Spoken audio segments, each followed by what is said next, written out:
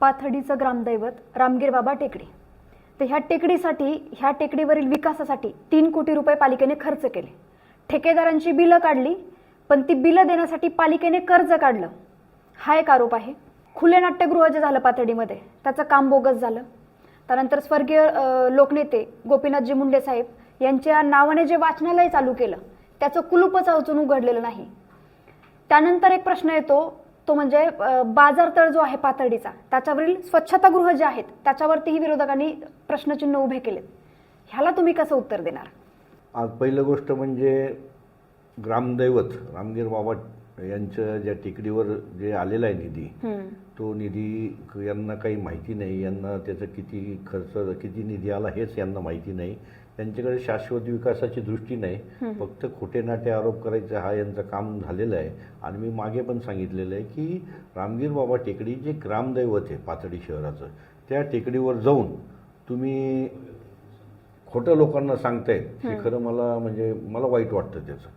की याचं जे आहे, हा जो निधी आहे 2019ला पर्यटन विकास अंतर्गत विभागाकडून याला 4,95,00,000 रुपयाचा निधी प्राप्त झालेला आहे। प्रशासकीय निधी की जो आपल्याला आमदारताईंच्या माध्यमातून आलेला आहे। आणि हा निधी जेव्हा आला त्यातील 45 लाख रुपये प्राप्त झाले लगेच, आणि त्यातील 39 लाखाचं वॉल कंपाऊंड सुद्धा तयार झालेलं आहे। परंतु लागोलाग लगेच सरकार बदललं, यांचं सरकार आलं, आघाडीचं सरकार आलं, आणि त्याच्यानंतर जो पर्यटनचा निधी मंजूर झाला होता यातील 1 रुपयाचा निधी परत 3 वर्षात आलेला नाही।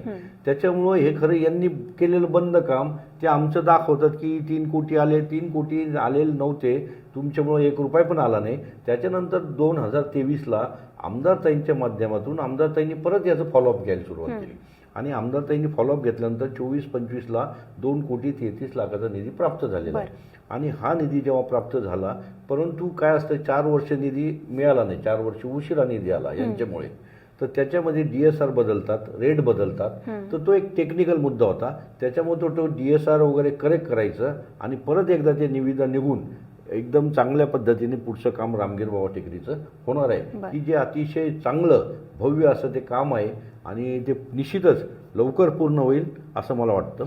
माधवराव निराळी जे नाट्यगृह आहे ते आपले पहिले आमदार आहेत, पाथर्डी शहराचे आमचे पहिले आमदार माधवराव निराळी, स्वर्गीय माधवराव निराळी, की जे कष्टकरी विणकरी यांचे नेते होते।